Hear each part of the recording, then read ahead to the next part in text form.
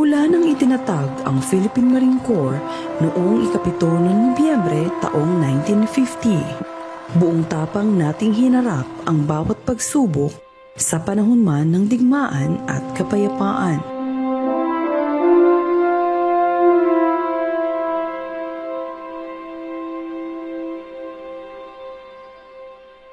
Mula sa makasaysayang kultura at tradisyon na sa atin ay sumasagisag, ay patuloy natin napatunayan na sa loob ng 75 taon ay nakabigkis na sa bawat puso ng mandirigmang Marines ang katatagan at pagkakaisa.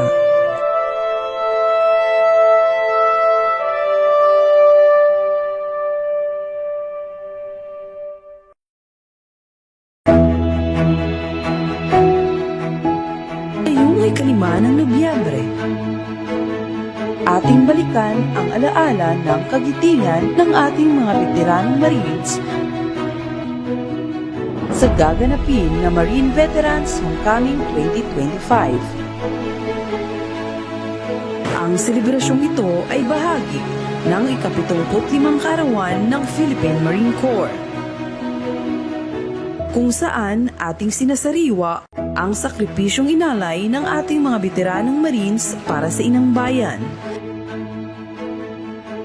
Kaya tayo ay makiisa sa isang selebrasyon na puno ng galak at pasasalamat at bilang patunay sa di matitinag na samahan at kapatiran na sumasagisag sa tunay na diwa ng karangalan, katungkulan at kabayanihan.